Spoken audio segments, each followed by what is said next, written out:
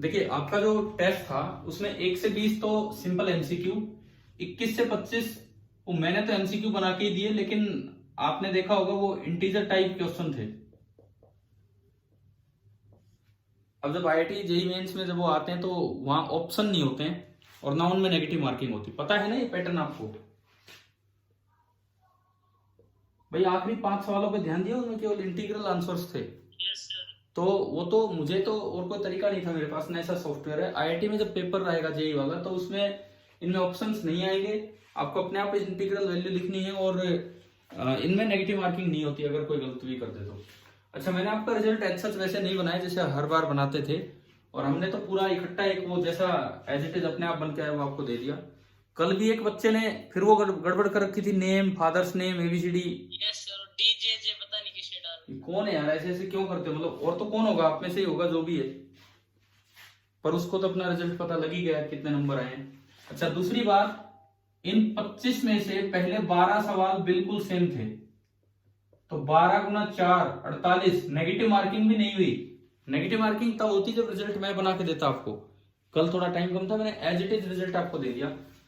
अब अभी अनुज आप बोल रहे थे कि भाई इससे ऊपर ये तो सबके सही हुए होंगे, मुझे रैंक लिस्ट ध्यान नहीं है, मार्क्स लिस्ट ध्यान नहीं है। 100 में से ये बताओ 48 से ऊपर कितने बच्चे हैं उस लिस्ट में, 48 से ऊपर। ओ शिट, नेट कहाँ भाग जाता है भाई।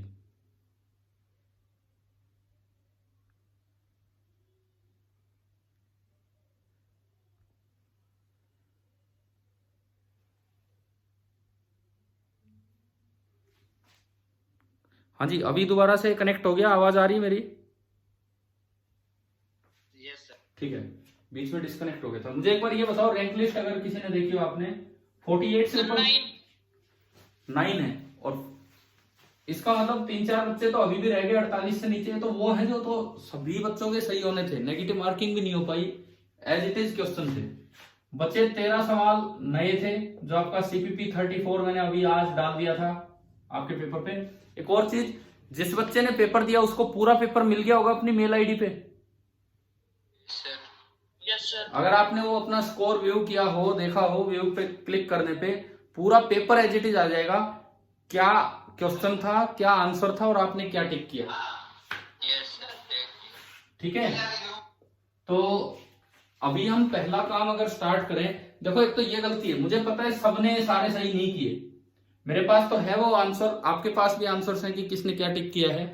तो आपने देखा होगा हर बच्चे के 12 सवाल सही नहीं है, जबकि वो पिछला ही टेस्ट था, पीछे ही करवाया गया था। तो ये तो एक सरप्राइजिंगली दिए गए थे, लेकिन यार ऐसी गलती नहीं होनी चाहिए, जो कर दिया सवाल वो तो होना चाहिए आपसे। अच्छा, सीपीपी नंबर 34 जो अगले 13 से सवाल स्टार्ट होते हैं, मैंने अभी शायद 1 घंटे पहले आपका उस पर डाल दिया ग्रुप पे असाइनमेंट। Yes sir. तो भाई इसमें बताओ, आज की शुरुआत हम यहाँ के डिस्कशन से कर रहे हैं। 14 वाले से शुरू कर दो सर। देखो 13th करवा दिया था उस दिन शाम को, जो 8 बजे क्लास ली थी, 8 से 9:30 मेरे दूसरे घर, मैंने करवाया था आपको ये वाला class as it is G time theta, yes sir. और शायद ही आपको याद भी होगा ढंग से। 14th बताओ, 14th हुआ कि नहीं हुआ? ये सर तुक्का लगाया नहीं हुआ। तुक्का लगाया का तो कोई मतलब नहीं है।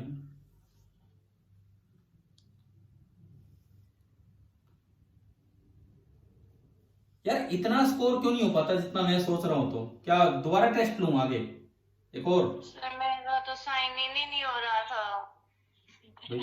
तो ये तो खैर मैं नहीं बता सकते, ये सब तो नेटवर्क की वजह से हो जाती है दिक्कत, आपके वहां स्ट्रॉन्ग नेटवर्क नहीं आ रहा होगा। तो बाद में मैंने आंसर भी सेंड किए थे ताकि तो आप उनको देख ना, मैंने आपके पास आंसर भी सेंड की थी ताकि आप अपने मार्क्स देख सको। तो आप उसके अकॉर्डिंग बताओ, विदाउट नेगेटिव मार्किंग आपके कितने नंबर बने? मेरे 3 क्वेश्चन गलत थे। 3 गलत थे, तो क्या 22 सही थे? Yes, sir. तो फिर तो 88 तो शायद किसी के भी नहीं होंगे। हाईएस्ट कितने थे हमारे पेपर में? 84 थे। तो भाई आपके 88 अगर उसमें आ जाता तो हाईएस्ट ही आते। चलो देखो आप जोड़ दो सर। कोई बात नहीं, पेपर बहुत होंगे यार, आप खुद कोशिश करो कि अगली बार सही तरीके से लिखो। एक और बच्चे का भी आ रहा था, बोले सर एंट्री नहीं मिल रही है उसमें पेपर में। देखिए अभी देखिए इधर क्वेश्चन है कि ये this is moving up with constant velocity. अब अगर कांस्टेंट वेलोसिटी से मूव कर रहा है तो इसकी एक्सेलरेशन कितनी होगी? 0। एक्सेलरेशन 0 तो नेट फोर्स 0। तो यहां पूछा है कि find out the tension eight point P। इस जगह टेंशन एट पॉइंट P कितनी होगी ये आपको बताना है। सबसे पहले तो ये बताओ इस रस्सी में टेंशन कितनी होगी, क्योंकि एक्सेलरेशन 0 है तो नेट फोर्स 0, तो इस पे नीचे तो लगेगा 100G, नीचे तो लगेगा 100G, तो ऊपर कितना बताओ? एक्सेलरेशन 0 है तो ये टेंशन कितनी? 100G हो गया। अब आप इस पुली पे आ जाओ, ये कांस्टेंट वेलोसिटी तो ये भी कांस्टेंट वेलोसिटी, तो इस पे भी फोर्स बैलेंस होने, वैसे भी पुली मासलेस होती है, तो इस पे ऊपर वाली दो tension T dash T dash वो एक ही रस्सी है, वो एक ही रस्सी है तो पूरी रस्सी में टेंशन सेम रहेगी, ठीक है। और यहां नीचे इस वाली रस्सी की टेंशन है T, तो ये T तो है 100G, तो यहां बताओ क्या इक्वेशन बनी भाई? ये भी कांस्टेंट स्पीड से जा रही है, एक्सेलरेशन 0, तो क्या इक्वेशन बनी यहां पे इस पुली को देख के? 2T dash is equal to 100G, तो T डैश कितना आ गया? 50G। बताएं समझ में आता जा रहा है ना ये क्वेश्चन? सर फिर बताना ये वाला पार्ट। पहले मैंने इसका एफबीडी बनाया, नीचे वेट तो यहाँ टेंशन 100G, फिर मैंने इसका एफबीडी बनाया इस पुली का, नीचे टेंशन है 100G, ये वाली रस्सी खींच रही होगी, तो ऊपर ये दोनों मिलके मान लो T डैश T डैश, तो क्या इक्वेशन बनेगी? आ गया क्या समझ में यहां तक? सर टी डैश क्यों माना सर? वो तो रेस्ट पे है एक टी डैश तो। क्या T डैश? अरे कोई रस्सी है तो टेंशन तो होगी, कोई रस्सी है तो क्या उसमें टेंशन होगी या नहीं भाई? ये जो एक सिंगल रस्सी है, यस सर समझ गया। समझ गए? मैंने F को T डैश बोल दिया है। कल एक बात सिखाई थी कि अगर किसी भी रस्सी में यूं खींचता हुआ फोर्स दिखा रखा हो तो वो टेंशन होती है, कैंसिल होता है। हाँ, तो वो F को मैंने T डैश बोल दिया यहाँ पे, ठीक है ना। आप बताओ T डैश आया समझ में? T dash 50G।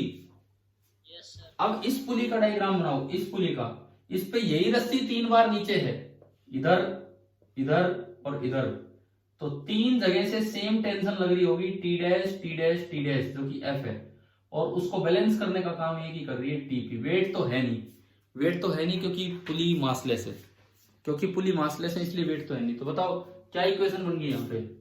150G TP is equal to 3 times T dash, this is 150, T dash की आप वैल्यू पुट करेंगे तो 150 इंटू G।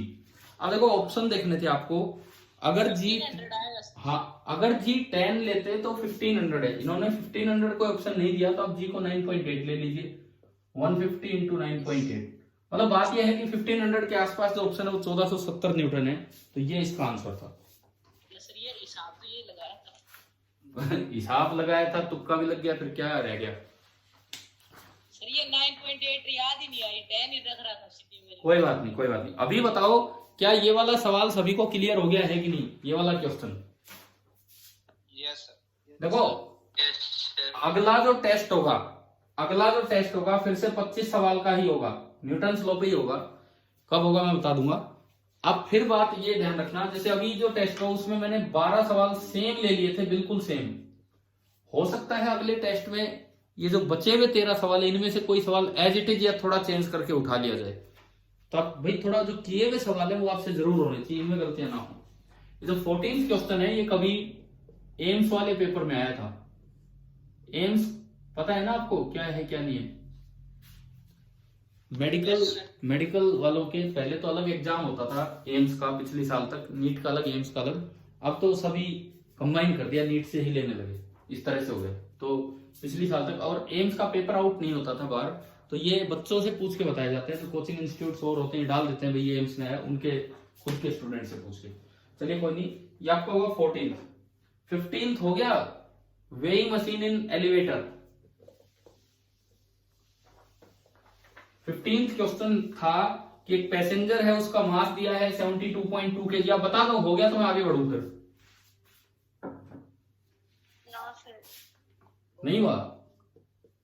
ये क्यों नहीं हुआ यार? ये तो होना चाहिए। मैंने एलिवेटर में वेइंग मशीन पढ़ा दिया आपको कि एक प्लेटफॉर्म है, वेइंग स्केल लगा है, उस पे स्केल कितना रीड करेगा अगर ये इसके ऊपर खड़ा है कोई 72.2 kg का। आपको बताना है कि स्केल कितना रीड करेगा अगर कैब की upward velocity is decreasing at the rate of 3.2 metre per second square. आप ये बताओ कैब की वेलोसिटी ऊपर है लेकिन डिक्रीज हो रही है, तो एक्सेलरेशन किधर है? नीचे। नीचे। बता दिया था क्लास में ये चीज, नहीं तो है नहीं शायद हमारे लिए, है ना। और अब तो डायरेक्ट है, जब ये नीचे आता है तो वेट कम होता है और जी माइनस ये नोट, जी 9.8 ले लिया करो जब तक जोर ना दिया हो तो। कर लोगे ना अब तो ये? ठीक है। m दे रखा है 72.2 इंटू जी 9.8 माइनस 3.2, ये कर लेना, ये जो भी आएगा न्यूटन में आ जाएगा। और अगर ये केजीएफ में होता, बाई चांस ऑप्शंस केजी या केजीएफ में होते, तो आप फाइनली जी से डिवाइड करके आंसर देते। ठीक है। 16th क्वेश्चन नंबर 16 हो गया, रोप वाला है, दोनों साइड से रोप को खींचा जा रहा है। Yes sir. ठीक है। किसी बच्चे को डाउट हो तो पूछ लेना भाई, नहीं तो मैं आगे बढ़ता हूँ। 17th वो कट करने वाला क्लास में करवाया था ये। Yes sir. As it is वही है, क्लास में करवाया था, बस मैंने उस दिन अलग अलग काटा था, एक बार इसको एक बार इसको, इसमें दोनों काम एक साथ हुए, बस यही डिफरेंस है और कुछ नहीं। सर एक बार 2G कैसे आया? ये उस दिन भी करवाया था क्लास में, 2G कैसे आया वो नहीं ध्यान क्या? सर वो मिस हो गई थी ना। अरे तो मिस होगी तो कभी वीडियो नहीं देखते हो? कभी भी जो मिस हो जाती है उन्हीं के लिए तो वीडियो लेक्चर देते हैं हम। कम से कम कोई क्लास मिस हो तो उसको अटेंड करके अगले दिन लेक्चर अटेंड किया करो। देख लो question number 17, a block A of mass m is suspended from a fifth ceiling by using a light inextensible string। ठीक है, रस्सी से।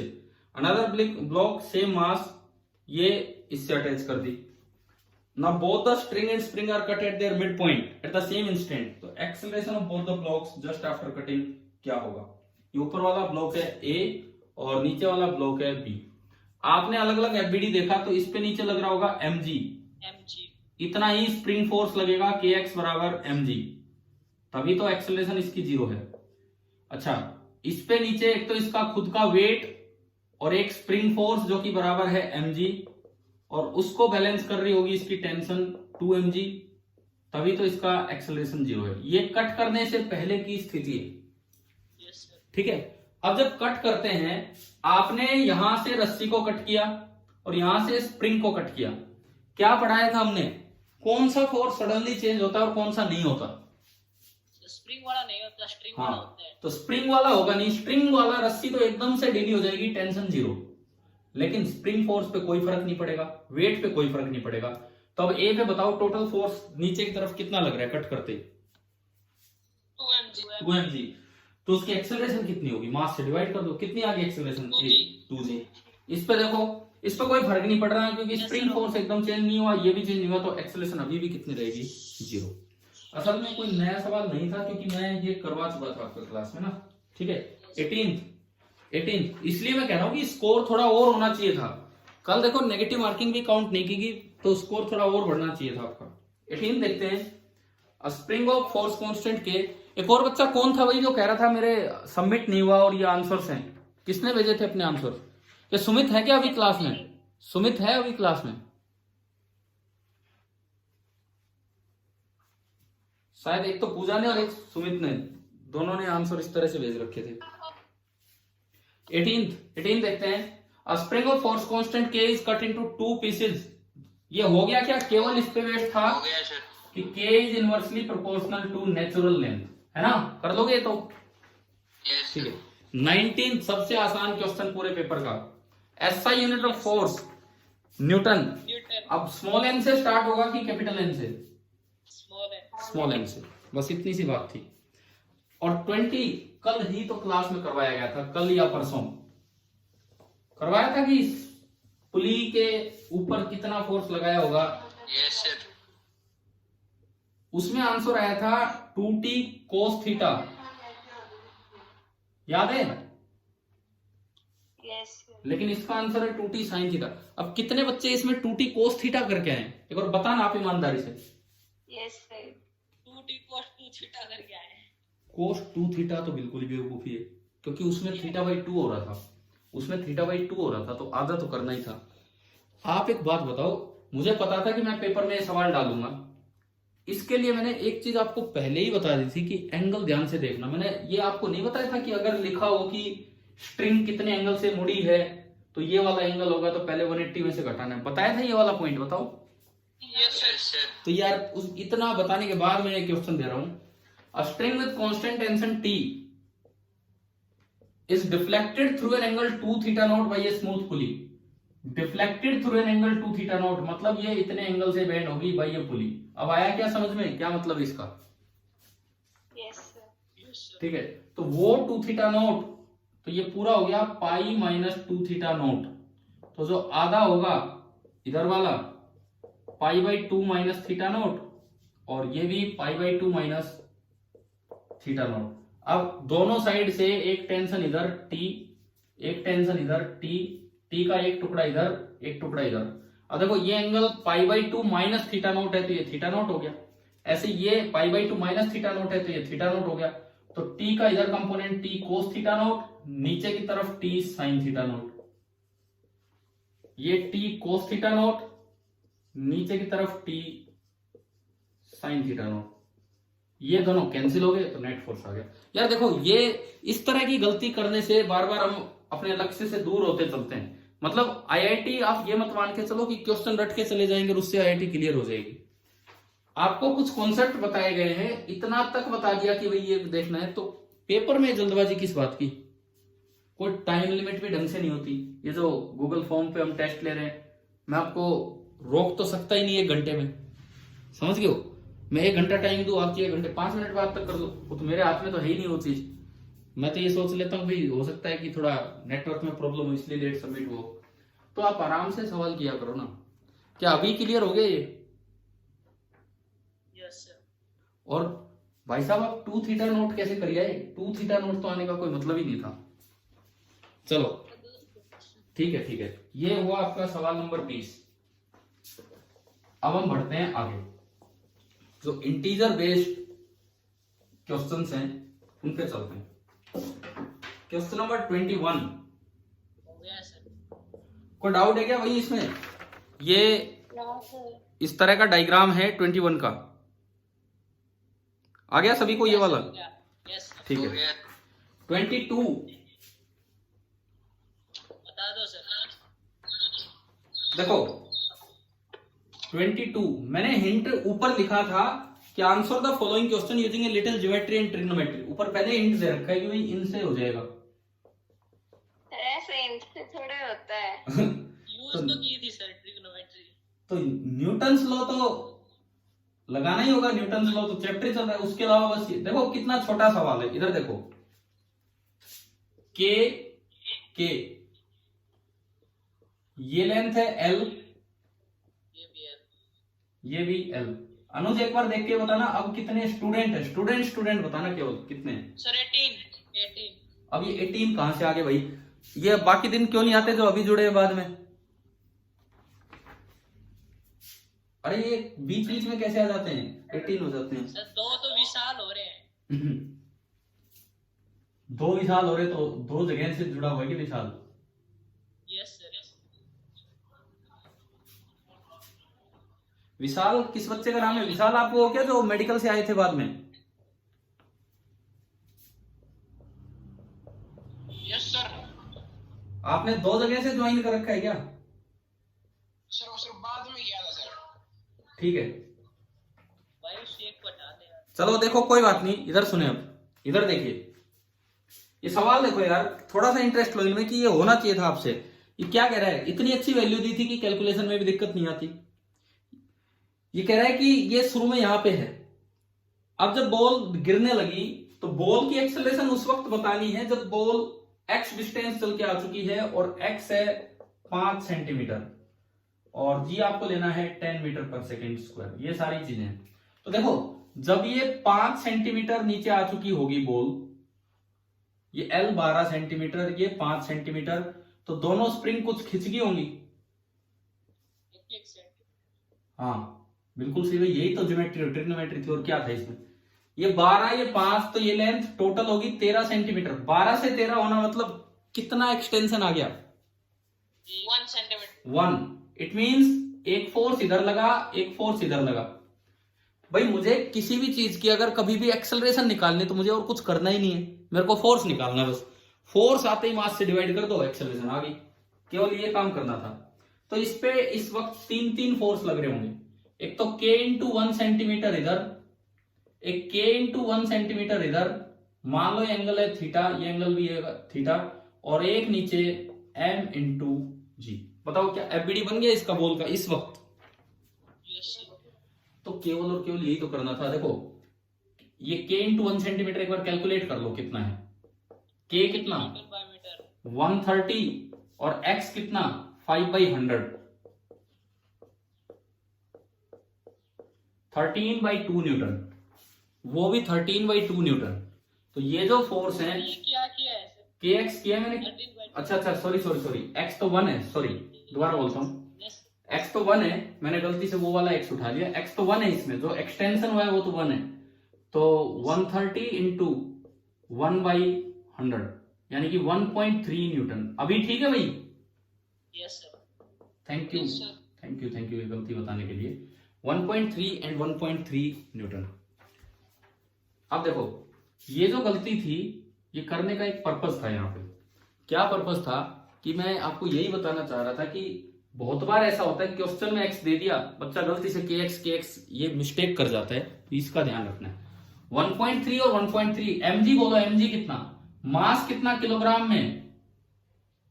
250 अपॉन 1000। हाँ यूं मत कहना जी, जी तो लग ही रहा है, अरे ये कौन सा जी है, ये अलग जी है, ये अलग जी है। तो 250 अपॉन 1000 और जी 10 लेना है, 0 0 0 0 2.5। तो नीचे की तरफ जो फोर्स आया दैट इज 2.5 न्यूटन। अब आप देखिए नेट फोर्स वेक्टर सम अगर हम करें 1.3 न्यूटन इधर, 1.3 न्यूटन इधर, 2.5 न्यूटन नीचे। ये एंगल आपने बोला थीटा, तो इधर इसका भी कंपोनेंट 1.3 इंटू कोस थीटा, उसका भी 1.3 इंटू कोस थीटा, और साइन थीटा कैंसिल हो जाएंगे। तो नेट फोर्स केवल वर्टिकल बचा है। अब एक बार कोस थीटा इस ट्रायंगल से बताओ कितना होगा। Cos theta base upon hypotenuse, base 5/13, तो ये आ गया 1.3 इंटू 5/13 कितना हो गया? 1/2 0.5 0.5 और 0.5 कितना हो गया? ऊपर सर 1, ऊपर 1 और नीचे 2.5 कितना हो गया टोटल? सर 1.5 1.5 नीचे। नेट फोर्स आया 1.5 न्यूटन नीचे। तो जो एक्सेलरेशन आएगी वो आएगी 1.5 अपॉन मास।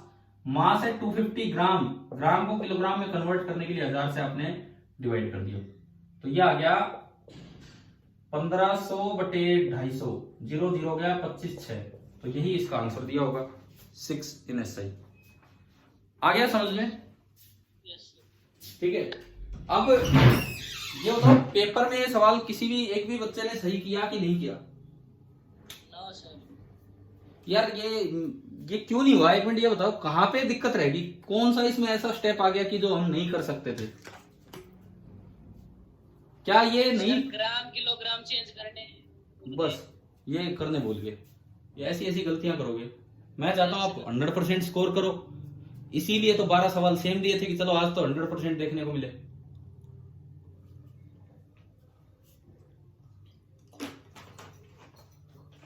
क्वेश्चन नंबर 23 बताओ। ये ब्लॉक है, 2 टेढ़े से कट है बीच में। हो गया सर। मैं एक बार बस ओनली डायग्राम बना देता हूं ताकि आपको ध्यान आ जाए, किसी बच्चे को प्रॉब्लम हो तो पूछना।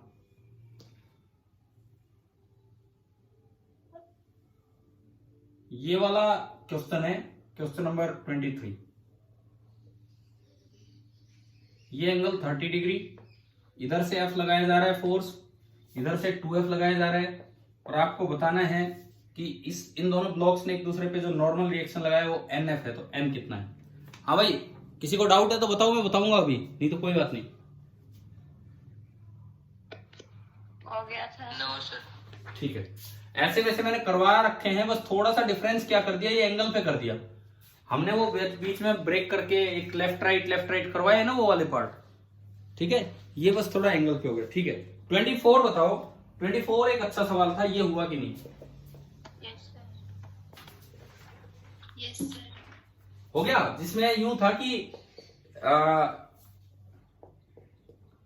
एक बार ये अरेंजमेंट है, यहां पे एक ब्लॉक है जिसका मास है 2m, और एक बार ये अरेंजमेंट है, ये ब्लॉक है जिसका मास है m। बस ये था। और इन्होंने बोला है कि एक बार उसको पकड़ लिया, एक बार इसको पकड़ लिया, इस तरह का काम है। पहले बताओ कितने बच्चों से ये हुआ एक्सेलरेशन का रेशियो? पूजा आपका हो गया ये वाला सवाल?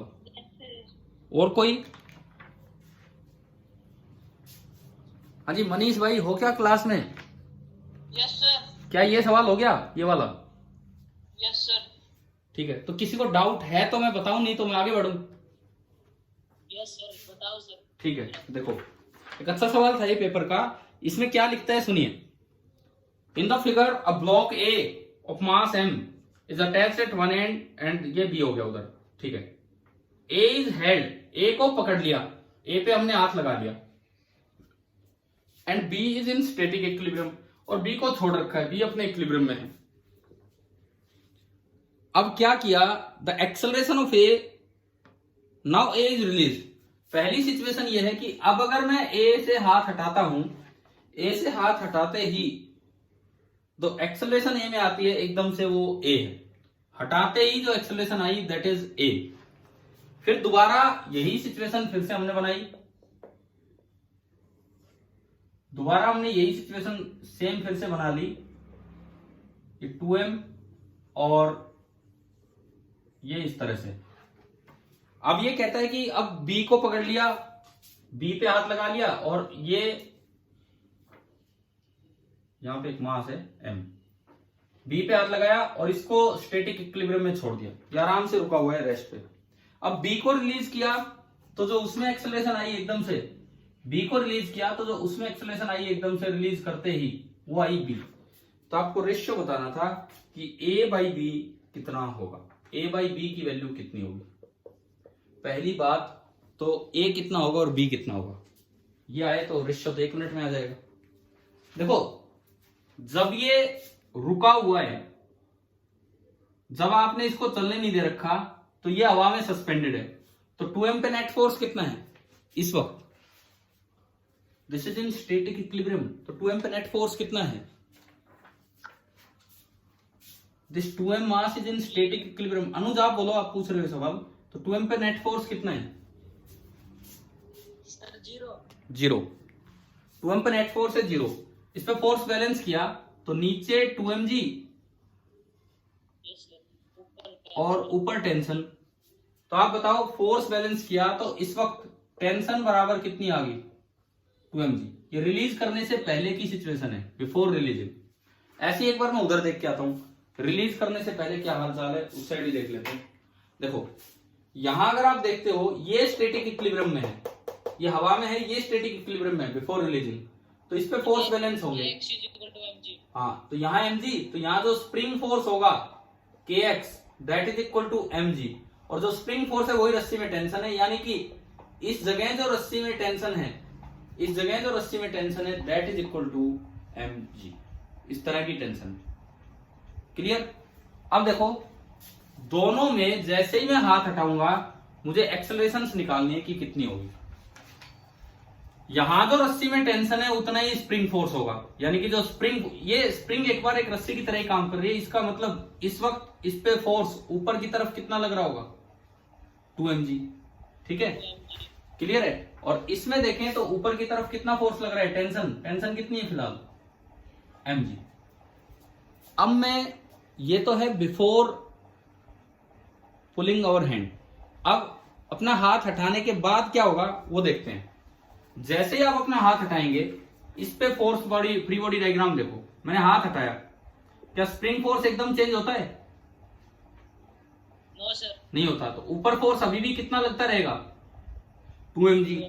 नीचे लग रहा है वेट mg, तो बताओ इस पे नेट फोर्स कितना हुआ? इस पे mg ऊपर, तो एक्सेलरेशन कितनी होगी? मास से डिवाइड कर दो, तो mg अपॉन m, यानी कि एक्सेलरेशन आई g ऊपर की तरफ। आप बताओ कैलकुलेट करना आया कि जस्ट रिलीज करते ही इस ब्लॉक की एक्सेलरेशन क्या होगी? Yes sir. ठीक है, अब मैं उधर चलता हूं। अब मैं उस साइड चलता हूं कि रिलीज करने पे उसकी एक्सेलरेशन क्या होगी। देखो ये टेंशन इन द रोप पहले कितनी थी, रिलीज कर हाथ हटाने से पहले लिखा हुआ है mg। अब अगर मैंने हाथ हटा लिया तो रस्सी ढीली थोड़ी हो सकती है, क्या एकदम से टेंशन गायब हो सकती है? क्या रस्सी ढीली होगी या खिंचेगी?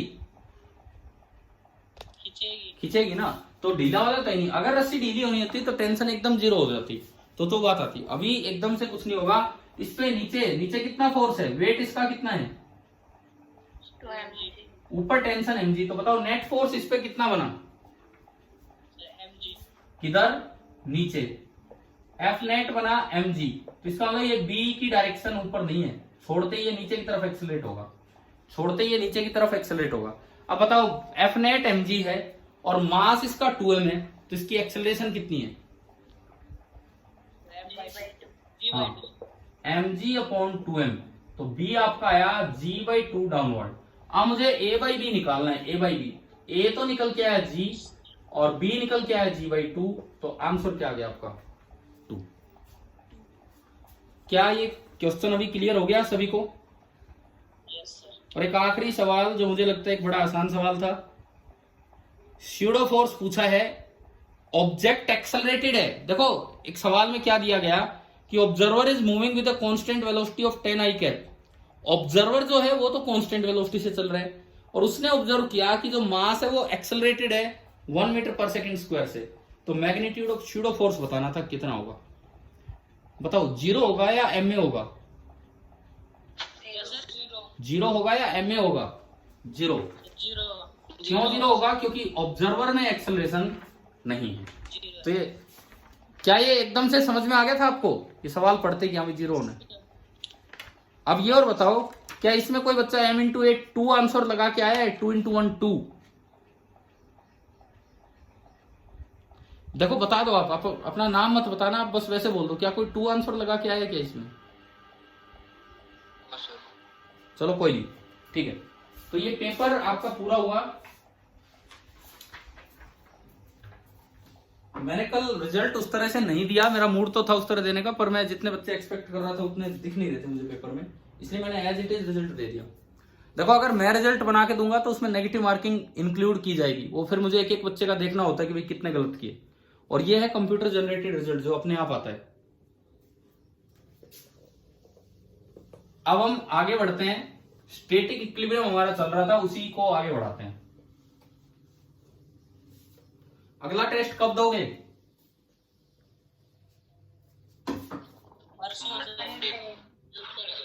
मंडे को। तो मंडे से पहले एक काम करो, मंडे को जो क्लास होगी केवल HCV डिस्कशन पे होगी, केवल डाउट्स, ठीक है। कल संडे है, संडे आपका ऑफ रहता है, तो आप यार एक काम कर लो, संडे यूज करो ढंग से। HCV का कौन सा चैप्टर था? चैप्टर नंबर 5, ठीक है। थ्योरी पढ़ने की जरूरत नहीं है, थ्योरी पढ़ने की जरूरत नहीं है, आप उसके बाकी सब अटेम्प्ट कर लीजिए ताकि चैप्टर नंबर 5 आप कल पूरा कर सकें। और आपको जब डाउट आए आप मेरे पास मैसेज करो अपना क्वेश्चन नंबर, ताकि हम क्लास में कॉमन चीजें डिस्कस कर सकें। नहीं तो मैं क्लास में पूछूंगा किस में डाउट है, किस में डाउट, पूछने में आधी क्लास चली जाएगी। दूसरी बात, वो डाउट्स जो भी होंगे मैं वो नंबर भी आपके ग्रुप पे सेंड कर दूंगा ताकि बच्चे वो ट्राई कर पाए ढंग से, ये कॉमन डाउट्स हैं। बट भाई आपको एक पूरा दिन संडे ढंग से यूज करना है। देखो HCV का एक एक चैप्टर अच्छे से करोगे ना तो बहुत अच्छी फिजिक्स होती चलेगी। और इतना करने के बाद मंडे फ्रिक्शन स्टार्ट नहीं होगा, आपका डिस्कशन ही चलेगा। फ्रिक्शन स्टार्ट नहीं होगा, डिस्कशन ही चलेगा। तो मंडे को आपको शाम को टेस्ट देना है। अच्छा मैं ये भूल गया था कि टेस्ट तो अभी और 2 वीक आगे है ना, 1 वीक बाद थोड़ी है। Yes sir. हाँ तो फ्रिक्शन स्टार्ट करने की तो वो तब बढ़ रही थी कि भाई 1 वीक बाद ही टेस्ट है। अभी तो कोई दिक्कत ही नहीं है, 2-3 दिन और इसको चला सकते हैं। तब ये समझ में आ गया, मंडे को फिर से 100 मार्क्स का टेस्ट होगा आपका पूरा इसी तरह से, ठीक है। अभी देखो स्टैटिक इक्विलिब्रियम पे हम थे, उसी पार्ट को हम आगे बढ़ाते हैं। स्टैटिक इक्विलिब्रियम पे कल मैंने इक्विलिब्रियम निकालते कैसे हैं आपको वो सिखाया था कि भाई किस तरह से स्टेबल है अनस्टेबल है, वो ग्राफ से बनाए थे हमने, ठीक है। अब मान लीजिए जैसे एक सवाल ये आ जाए स्टैटिक इक्विलिब्रियम पे, ये दीवारें हैं दोनों साइड, और ये ग्राउंड है। एक यहाँ पे एक बॉल फंसी हुई है, दोनों साइड से टच हो रही है बॉल। जितना इनके बीच की लेंथ है उतना ही बॉल का डायमीटर है, एंड बॉल का मास है 2 kg। 3 जगह बॉल का कांटेक्ट है, 3 जगह बॉल का कांटेक्ट है, एक फ्लोर के साथ, एक लेफ्ट वॉल के साथ, एक राइट वॉल के साथ। आपको यह निकालना है कि find normal contact force at the 3 contact points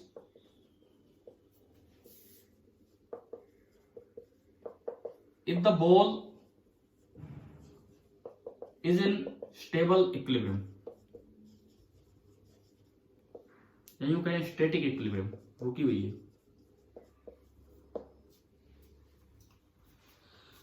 सवाल आ गया समझ में, क्या करना है? Yes sir. अगर मैं इन 3 पॉइंट्स के नाम दूं A, B एंड C, तो N at A, N at B and N at C, ये तीनों आपको निकालने हैं। कितने कितने होंगे बताओ, आप जवाब दो।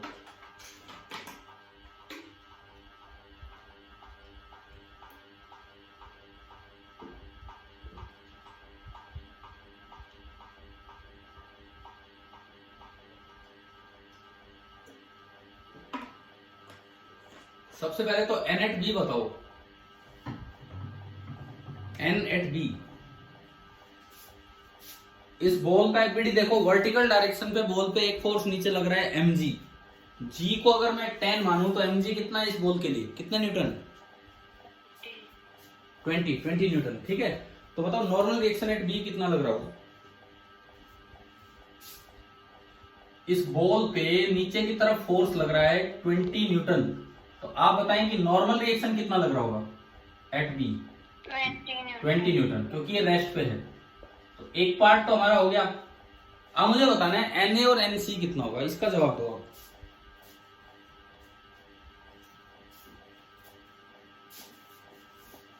ये तो श्योर है जितना एनए होगा उतना ही एनसी होगा। क्यों?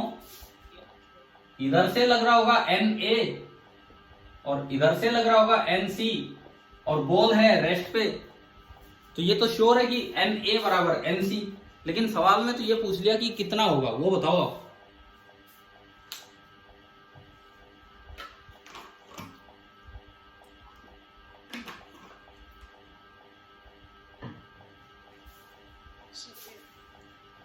बोलो, जीरो और नॉन जीरो। खाली कांटेक्ट होने से कभी भी नॉर्मल रिएक्शन नहीं लगता है जब तक दूसरी साइड से कंप्रेशन ना आ जाए। समझ गए हो? यहां नॉर्मल रिएक्शन तब लगेगा जब उधर से कोई दबा रहा हो, और यहां नॉर्मल रिएक्शन तब लगेगा जब उधर से कोई दबा रहा हो। और अपने आप दीवार दबाएगी नहीं जब तक दूसरी साइड से कोई ना दबाए। अपने आप दीवार इसको प्रेस नहीं करेगी जब तक दूसरी साइड से कोई ना दबाए, क्योंकि उधर से कोई दबाएगा तो ये नॉर्मल रिएक्शन लगाएगी। सिमिलरली ये नॉर्मल रिएक्शन तब लगाएगा जब इधर से कोई दबाए। तो पहले आपके चक्कर में ना ये लगा पाएगा ना ये लगा पाएगा। तो एनए और एनसी कितना होगा? जीरो। देखो, अगर सी ने दबा दिया होता इसको, बॉल को, तो बदले में ए को भी फोर्स लगाना पड़ता क्योंकि कंप्रेशन आ जाता। अगर ए ने कंप्रेस कर दिया होता, क्योंकि यहां नॉर्मल रिएक्शन आएगा तभी तो ये कंप्रेस करेगा, तो सी को भी दबाना पड़ता है इधर से। लेकिन इस केस में कोई भी कंप्रेस नहीं कर रहा होगा क्योंकि कांटेक्ट है पर कंप्रेशन नहीं है, इसलिए नॉर्मल रिएक्शन यहां पे कितना हो जाएगा? जीरो। बताओ आ गया क्या समझ में ये वाला क्वेश्चन? ठीक है। अब मैं स्टैटिक इक्विलिब्रियम पे और क्वेश्चंस कराऊंगा, उससे पहले एक थ्योरम का यूज आपको बताता हूं। लामी थ्योरम पढ़ी थी हमने वेक्टर्स में। Yes sir. तो उसको यहां अप्लाई कर लिया जाता है किस चीज में? Equilibrium of 3 concurrent forces. Equilibrium of 3 concurrent forces. Concurrent मतलब एक ही जगह जो फोर्सेस लग रहे होंगे। आपको याद होना चाहिए लामी थ्योरम कुछ इस तरह की थी कि एक फोर्स लगा F1, कोई भी वेक्टर फोर्स ही क्या, कोई भी वेक्टर, एक फोर्स लगा F2, एक फोर्स एक ही पार्टिकल पे, ये कंकरेंट फोर्स है, एक ही जगह लग रहे हैं सारे, F1 के अपोजिट एंगल बोलते थे अल्फा, F2 के अपोजिट एंगल बोलते थे बीटा, एंड F3 के अपोजिट एंगल बोला जाता है गामा। और कंडीशन ये थी कि इफ F1 अपॉन, बताओ क्या था लामी थ्योरम में, sine of opposite angle, F2 upon sine of opposite angle, F3 upon sine of opposite angle, ये तीनों बराबर हो तो जो F रिजल्टेंट होगा पार्टिकल पे वो कितना हो जाएगा, 0। इस थ्योरम को हमने बोल दिया था लामीज थ्योरम। याद है ना ये पॉइंट?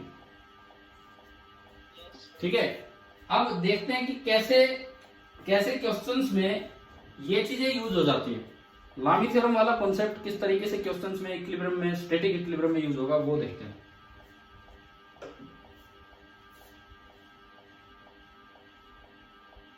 जैसे मान लो एक कोई बच्चा है, वो काम नहीं करके लाया,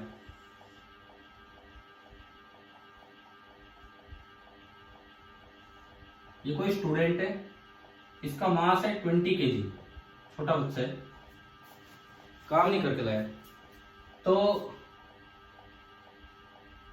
ये इसका कान है, ठीक है, और ये इसके सर पे एक चोटी है। हाँ, इसको प्रताड़ना दी जाएगी, इसको, हालांकि गलत है, ऐसा तो किया नहीं जाता, हम तो अपना सवाल बना रहे हैं। कभी FIR करवा दो, बोले बच्चा काम नहीं करके लाया, क्या हाल कर दिया उसका। देखो यहां से मास्टर जी कान पकड़ के खींच रहे, यहां से मास्टर जी कान पकड़ के खींच रहे, उधर उसकी चोटी कहीं अटकी हुई है, और मान लो चोटी ने वर्टिकल के साथ एंगल बनाया है 37 degree, and tension in the चोटी इज T। इस वक्त टेंशन जो है वो T है, मास्टर जी ने जो फोर्स लगा रखा है वो F है, बस इतना ही है। बच्चा रुका हुआ है, रेस्ट पे है, आपको केवल ये बताना है कि फाइंड F एंड T, बस और कुछ नहीं, खाली F एंड T बताना है। लामी थ्योरम का यूज करना है, क्योंकि मैं यही आपको सिखा रहा हूं, ये आपको सोल्व करना है।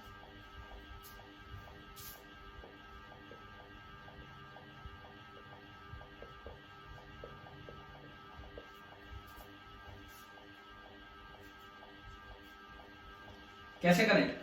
इस पे लगने वाले फोर्स कौन कौन से हैं? अगर हम FBD और बॉय बनाए, देखो इस पे कौन कौन से फोर्स लग रहे हैं। सर्वप्रथम तो वेट, सबसे पहले तो इसका वेट कितना, G को 10 मान के बता दो, वेट कितने?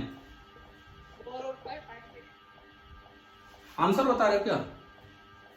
Yes sir, 4 and 5। देखते हैं, अभी करते हैं इसको सोल्व। आप बताओ इसका वेट कितना है? 200 न्यूटन। एक फोर्स इधर लग रहा है F, और एक फोर्स इधर लग रहा है जो कि वर्टिकल की तरफ जाके 37 डिग्री एंगल बना रहा है, ऐसा कुछ दिया हमें। और ये टेंशन इन द रोप तो है नहीं, छोटी जो भी है। तो अब ये रेस्ट पे है तो लामी थ्योरम लग जाएगी। एक एंगल है 90 डिग्री, ये एंगल पूरा कितना होगा? देखो ये तो इतना 90 और वो 37, तो ये भी 37, तो ये हो गया 90 प्लस 37। आ रहा है ना समझ में? और ये एंगल होगा 90, तो इधर तक का हो गया, और 53 ऊपर वाला, तो ये पूरा एंगल हो गया 90 प्लस 53। बताओ कि आपको लामी थ्योरम वाला डायग्राम दिख गया इसका? ठीक है, अब इक्वेशन बनवाओ। F upon sine of opposite angle, F के सामने कौन सा एंगल है? 90 plus 53 is equal to T upon sine of opposite angle, T के अपोजिट कौन सा एंगल है?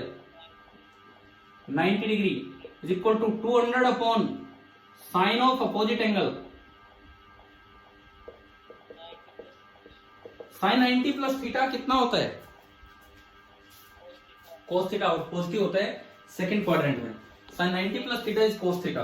तो ये इक्वेशन बनी F अपॉन कोस 53 डिग्री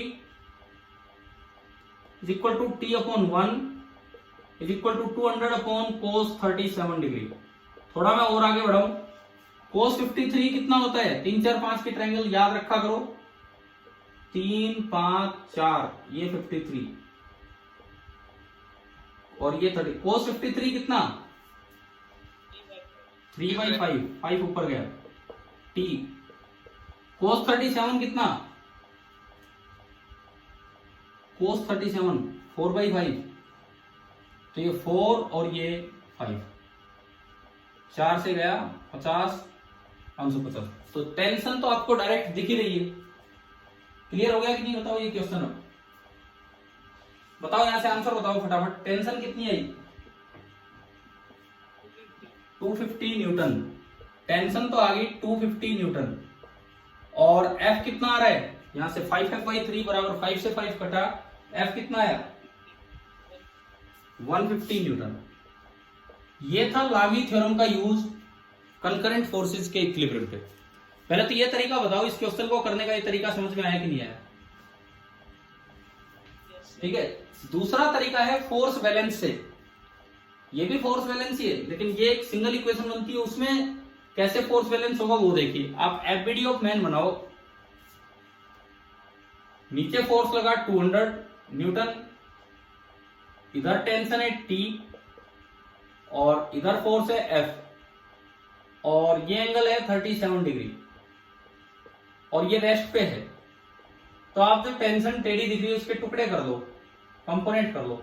ये 37 तो ये भी 37, तो ये वाला कंपोनेंट आया T cos 37 एंड ये वाला कंपोनेंट आएगा T sin 37। वर्टिकली बैलेंस किया तो क्या इक्वेशन बनी force balance, T cos 37 is equal to 200 आ जाएगा यहां से T। हॉरिजॉन्टली बैलेंस करोगे तो इक्वेशन बनेगी T sin 37 degree is equal to F। पहले यहां से T निकाल लो, T की वैल्यू इसमें पुट कर दो, F निकाल लो। आप बताओ क्या ये दोनों मेथड इक्विलिब्रियम वाले क्वेश्चंस में समझ में आ गया? हाँ भाई, कोई डाउट है क्या इसमें? No sir. ठीक है, तो अभी मैं 2-3 सवाल आपको इक्विलिब्रियम पे ही करवाता हूं। आप अपनी कॉपी पेन तैयार रखें और अप्लाई करके दिखाएं कि कैसे ये सोल्व होगा।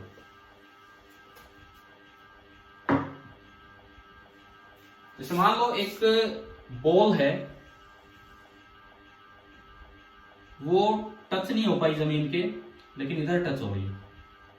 क्यों नहीं हो पाई उसका रीजन अभी बताता हूं। यहां से ये दीवार कुछ ऐसी थी,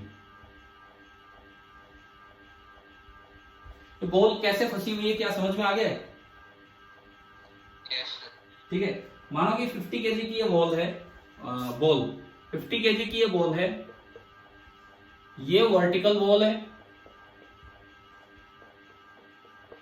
ये फ्लोर है जिससे वो टच नहीं हो रही है, और ये दीवार ये पीसा की झुकी हुई मीनार, मतलब 30 डिग्री पे झुकी हुई है, इस तरह से ये दीवार। करना वही काम है, हमें नॉर्मल रिएक्शन निकालना। जहां जहां भी कॉन्टेक्ट है, जहां जहां भी कॉन्टेक्ट है वहां आपको नॉर्मल रिएक्शन निकालना। दो जगह कॉन्टेक्ट है, इसको ए मान लो, इसको बी मान लो। लामी थ्योरम छोड़ो, आप लामी थ्योरम में टाइम ज्यादा लगता है, एंगल ढूंढने पड़ते हैं। लामी थ्योरम छोड़िए, आप सिंपल फोर्स बैलेंस करके निकालो। तो हमारा सवाल ये है कि find N A and N B. करो भाई, ट्राई कीजिए।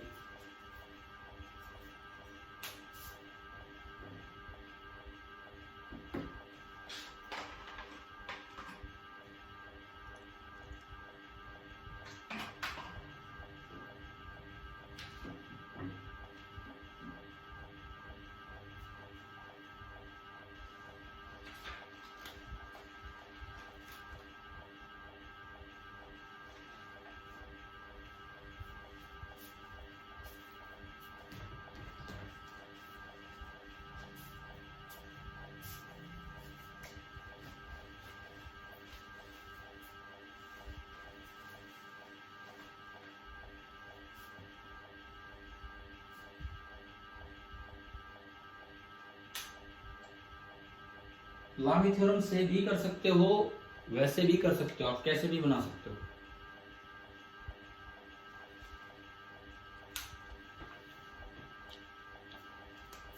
चलो इसमें फोर्सेस बनवाओ, कौन कौन से फोर्स लग रहे होंगे? सर हो गया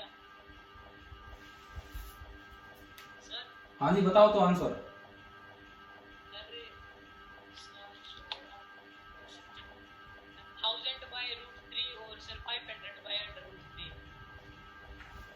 ठीक है, एक ही कह रहे हैं 1000/√3 और एक 500/√3। लामी थ्योरम से किया है या कंपोनेंट करके फोर्स बैलेंस?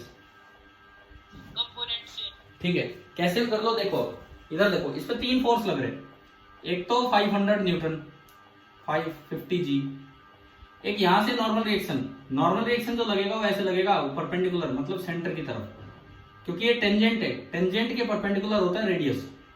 और एक यहां से लगेगा परपेंडिकुलर सेंटर की तरफ एन बी। तो ये आपके 3 फोर्सेज हो गए। तो अगर मैं इस बॉल को देखूं तो इस पे 3 फोर्स लग रहे हैं, एक नीचे की तरफ 500 न्यूटन, एक आगे की तरफ एन बी, और एक टेंजेंट के परपेंडिकुलर। तो ये वाली दीवार थी 30 डिग्री पे थी, ये दीवार 30 डिग्री पे थी, तो इसके परपेंडिकुलर एन ए ये है। अच्छा, ये एंगल 30, तो ये भी एंगल 30, और ये 60। लामी से भी हो रहा है फटाफट। देखिए डायग्राम हमने बनाया, ये पूरा एंगल 120 डिग्री, ये एंगल 90 डिग्री, और ये एंगल हो गया 90 + 60 150 डिग्री। लगा दो लामी थ्योरम, लगा दो। इसमें क्या इक्वेशन बनेगी? N A upon N A के अपोजिट एंगल बोलिए कौन सा है? डायग्राम बनाना आ गया कि नहीं? एन ए अपॉन साइन 90 बराबर एन बी अपॉन बी के अपोजिट, बी के अपोजिट ये वाला एंगल है, ये साइन 150 डिग्री बराबर 500 अपॉन 500 के अपोजिट। बोलो कितना एंगल है? 120। हाँ, तो इनकी वैल्यू रख देते हैं। एन ए अपॉन 1 साइन 150 होता है sine 90 + 60, and sine 90 + 60 is cos 60। cos 60 is 1/2, तो 2 ऊपर गया, बराबर ये है साइन 90 + 30 cos 30 इज √3/2, तो 2 ऊपर गया, तो 1000/√3। यहां से डायरेक्ट दिख रहा है एन ए तो आपका आया 1000/√3 न्यूटन, और एन बी उसका आधा 500/√3 न्यूटन।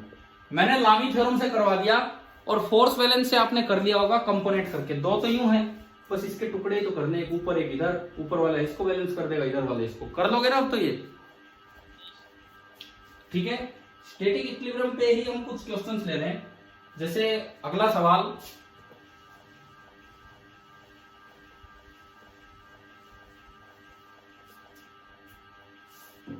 अगेन वही है कि आपको एन ए एन बी ही बनाना होगा।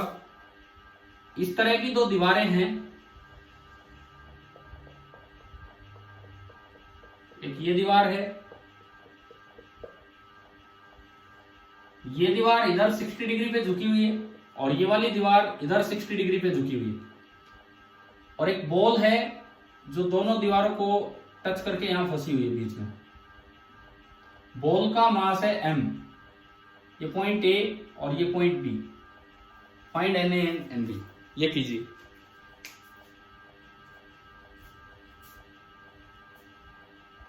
एन ए और एन बी आपको बताना है कि कितने होंगे। एम है बॉल का मास। हाँ, बस बॉल का मास m है, मैंने वैल्यू नहीं दी, ऐसे m दे दिया।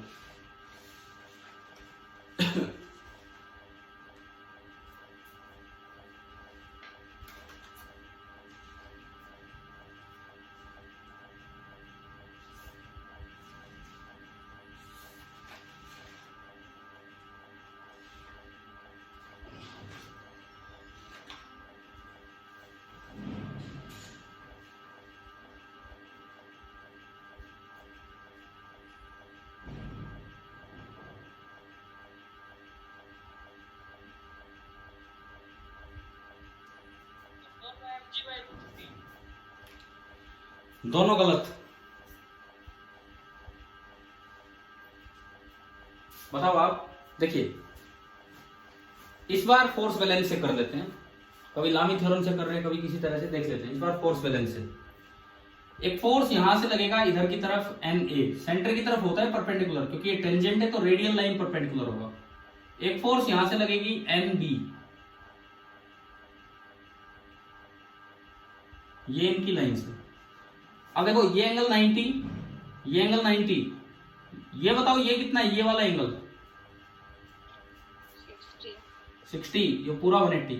अब इस साइक्लिक क्वाड्रिलेटरल देखिए 90 90 180, तो ये 60, तो ये कितना बचा ये वाला एंगल, 120 ये 120, तो ऊपर वाला एंगल भी कितना होगा 120 120। अब देखो मैं इसका एबीडी बनाता हूं, कॉन्करेंट फोर्स, एनए लग रहा है उस लाइन के अलोंग,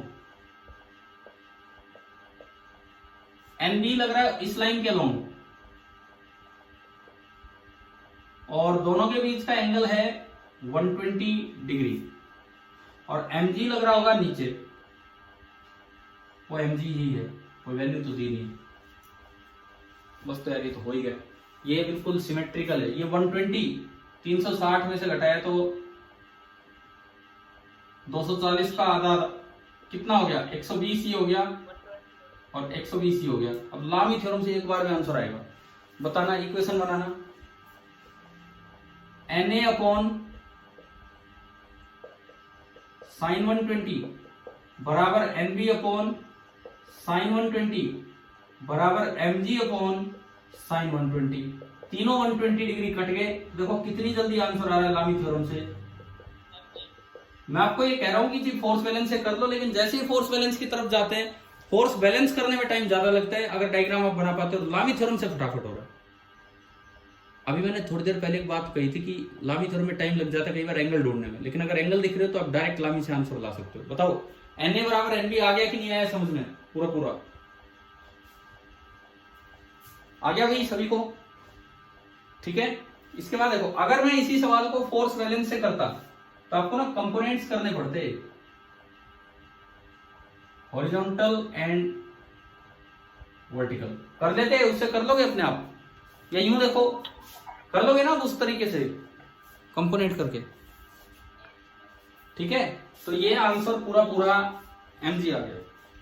अगला सवाल, स्टैटिक इक्विलिब्रियम पे ही मैं क्वेश्चंस ले रहा हूं इस तरह के। आज की क्लास का मे भी लास्ट क्वेश्चन हो जाए ये, और मैं फिर से कोई वैल्यूज ना देके, मान लो इस तरह से दो दीवारें हैं, एक θ1 एंगल पे झुकी हुई है और एक हॉरिजॉन्टल के साथ θ2 एंगल पे, इस तरह की दो बॉल्स हैं, और इनके बीच में कोई बॉल फंसी हुई है, मतलब ये इन दोनों को टच कर रही है इस तरह से कि ये दोनों दीवारें उसके टेंजेंट हैं, ये इस तरह से है, और बॉल का मास है m। फिर से आपको दिख गया, दो जगह कॉन्टेक्ट है, हाँ भाई समझ में आ रहा है, दो ही जगह कॉन्टेक्ट है। मैंने इसको एक को बोल दिया a और इसको बोल दिया a b, बॉल का मास है m। बस मैं इस बार एंगल भी वैल्यू भी नहीं दे रहा हूं। Find Na and Nb।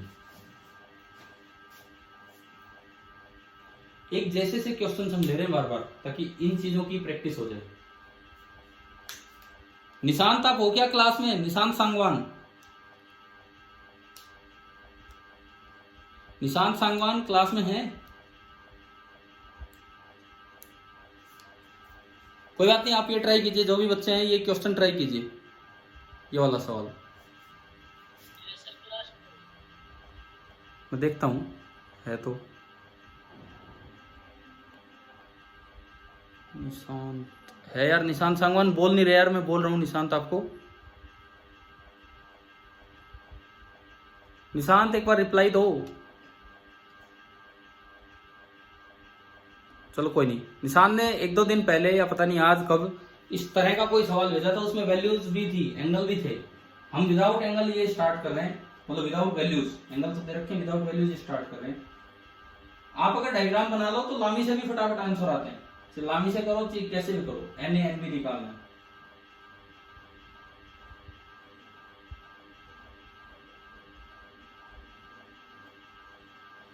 Diagram सोचिए कैसे बनाना होगा।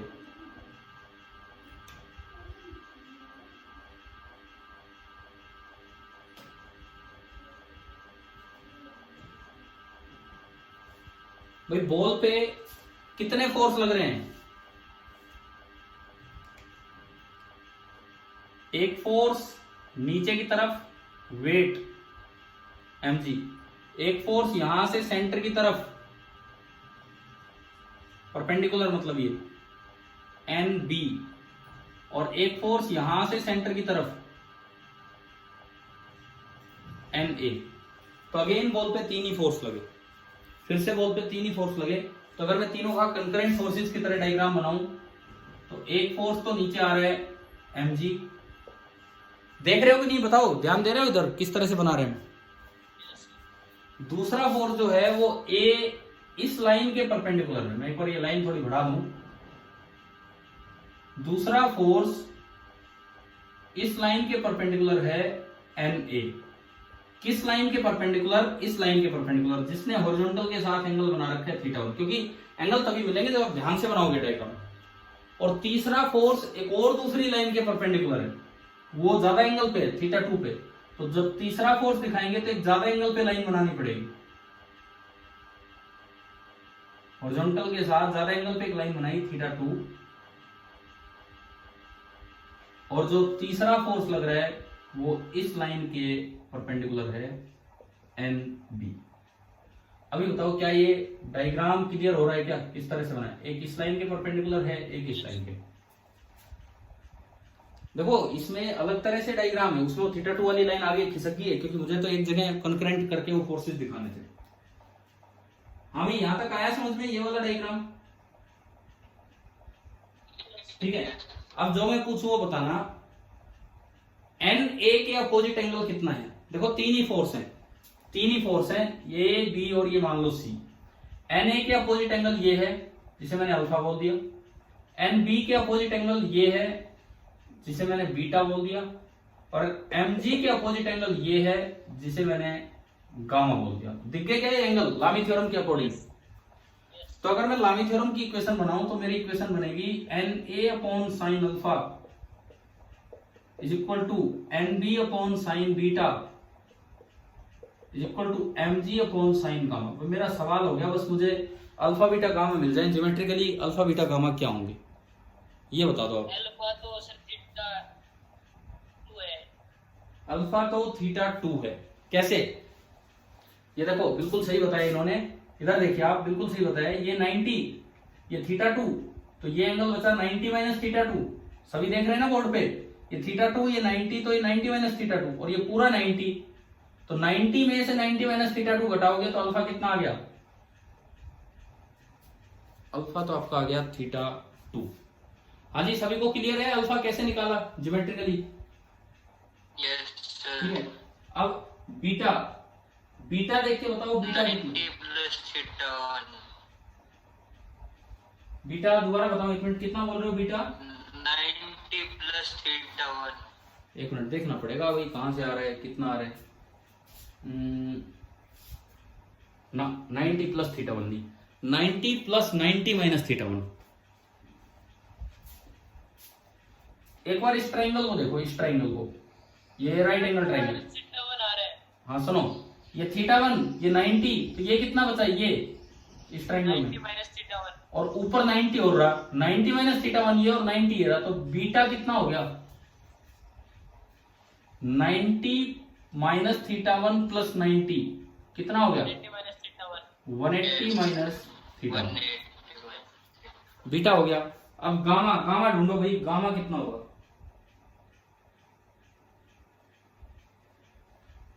गामा ज्योमेट्रिकली देख के बताओ कि गामा कितना होगा।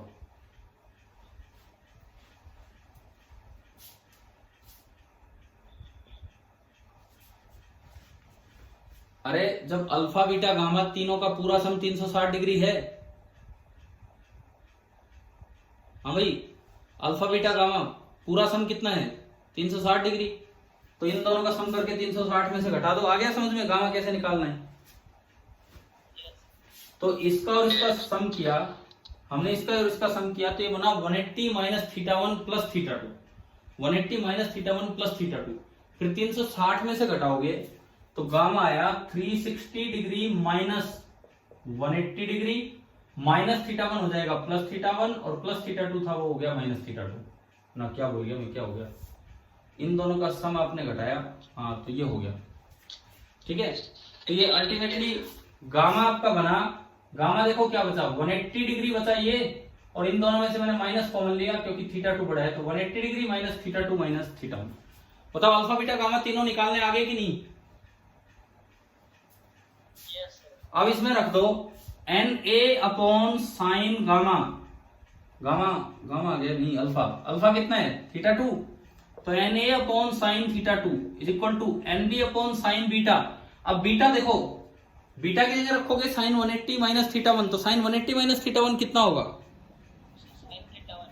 साइन थीटा 1 एन सी ना sorry M G upon sine gamma. अब sine of 180 minus this thing is again sine of theta 2 minus theta 1। अभी बताओ क्या ये आ गया समझ में? अब देखो दोनों के आंसर आ गए। Normal reaction at A, sine theta 2 को उधर मल्टीप्लाई कर दो तो M G sine theta 2 upon sine of theta 2 minus theta 1। N B M G into sine theta 1 upon sine of theta 2 minus theta 1। अब निशान सांगवान ने मेरे को एक सवाल भेजा था जी, तो उसमें यही सेम ही डायग्राम था लेकिन एंगल कुछ वैल्यूज थी, कोई 30 डिग्री या 45 या 60 कुछ ऐसे, तो कुछ भी वैल्यू आए क्या हमें निकालना आ गया कि नहीं, एन ए एन बी कैसे निकालने हैं? ठीक है। दूसरी बात, जब भी तीन फोर्सेज से सिस्टम स्टैटिक इक्विलिब्रियम में हो, अब आपको क्या दिख रहा है, आप एक बार डायग्राम बना लोगे, फोर्स बैलेंस से तो इक्वेशंस बनेंगी, फिर उन्हें स्क्वायर या डिवाइड करके सोल्व करना पड़ेगा। लामी थ्योरम अगर डायग्राम आपका बन गया तो डायरेक्ट आंसर, एक बार इक्वेशन दिखेगी एन ए आ गया एन बी आ गया। तो आपका जो कंफर्टेबल लगे ना, जो तरीका आपको आसान लगे वो आप फॉलो करना। आज वाली क्लास में मैंने मेनली कंकरेंट फोर्सेस के इक्विलिब्रियम पे लामी थ्योरम का यूज आपको सिखाया है कि कैसे होता है। हाँ जी बताओ, यहां तक आया समझ में? ठीक है, चैप्टर भी चलता रहेगा। अभी सुनिए, कल संडे है, संडे को आप एचसीबी चैप्टर 5 पूरा ट्राई कीजिए। मैं टेस्ट मंडे नहीं ट्यूसडे को लूंगा, टेस्ट मंडे को नहीं, टेस्ट ट्यूसडे को होगा। मंडे हम पूरा डिस्कशन में लगाएंगे, कुछ और चीजें भी सिखाएंगे आपको इनके साथ, कुछ और भी चीजें सिखाएंगे इनके साथ। और ट्यूसडे को जब क्लास भी हो चुकी होगी तो ट्यूसडे इवनिंग में वही 7 बजे के आसपास जो भी टाइम होगा सुटेबल देख लेंगे। ट्यूसडे इवनिंग में आपका complete Newton laws of motion पे 25 सवालों का एक पेपर होगा, इसी तरह का 100 नंबर का, और नेगेटिव मार्किंग होगी। कल तो मैंने टाइम नहीं था इसलिए नहीं की, लेकिन उस दिन नेगेटिव मार्किंग होगी। चलिए ठीक है, आज की क्लास आ गई समझ में पूरी? Yes sir. ठीक है, चलिए बाय।